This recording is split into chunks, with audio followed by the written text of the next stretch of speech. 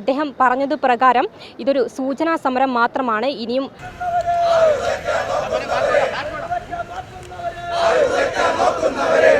ഇവരാരും കേരളത്തിന്റെ സർവകലാശാലയുടെ ചാൻസലർമാരല്ല, ഇവരെല്ലാം RSSന്റെ ചാൻസലർമാരാണ്. ഇവിടെ ഈ സർവകലാശാലയുമായി ബന്ധപ്പെട്ട് നിരവധിയായിട്ടുള്ള പ്രശ്നങ്ങളുണ്ട്.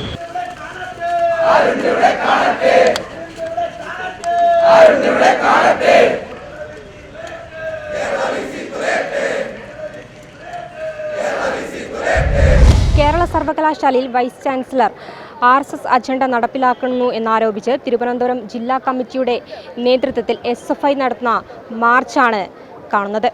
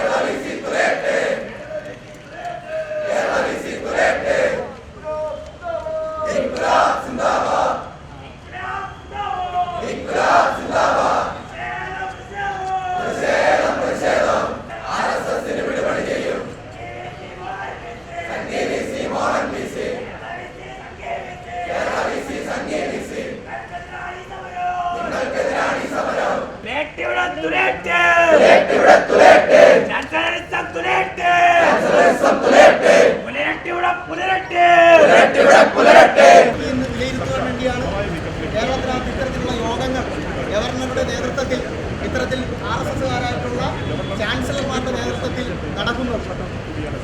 ഇവരാരും കേരളത്തിന്റെ സർവകലാശാലയുടെ ചാൻസലർമാരല്ല, ഇവരെല്ലാം RSSന്റെ ചാൻസലർമാരാണ്. ഇവിടെ ഈ സർവകലാശാലയുമായി ബന്ധപ്പെട്ട് നിരവധിയായിട്ടുള്ള പ്രശ്നങ്ങളുണ്ട്. നേരത്തെ സൂചിപ്പിച്ചതുപോലെ തന്നെ വിദ്യാർത്ഥികളെ ബാധിക്കുന്ന, അവരെ ബാധിക്കുന്ന നിരവധിയായിട്ടുള്ള പ്രശ്നങ്ങളുണ്ട്.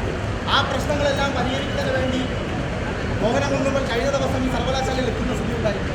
അന്ന് ഞങ്ങളുടെ സംസ്ഥാന നേതൃത്വം അടക്കമുള്ള ആളുകൾ പറയും അദ്ദേഹത്തിന് തടയില്ല, നിരവധിയായിട്ടുള്ള സർട്ടിഫിക്കറ്റുകൾ അടക്കം വിദ്യാർത്ഥികളെ ബാധിക്കുന്ന നിരവധിയായിട്ടുള്ള വിഷയങ്ങളടക്കം അദ്ദേഹത്തിന് മുന്നിലുണ്ട്.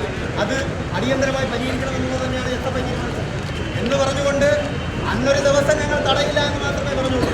പക്ഷേ RSSന്റെ അജണ്ട നടപ്പിലാക്കിക്കൊണ്ടിരിക്കുന്ന ഈ ദിവസങ്ങൾ തോറും ഇപ്പോഴും അതിനുശേഷവും ഇപ്പോഴും ഈ സർവകലാശാലയെല്ലാം സംഘപരിവാറിന്റെ കേന്ദ്രമാക്കി നടത്തുന്ന മോഹനം കൊണ്ടുപോയിട്ട് ഞങ്ങളോടൊന്ന് സൂചിപ്പിക്കാനുള്ളൂ.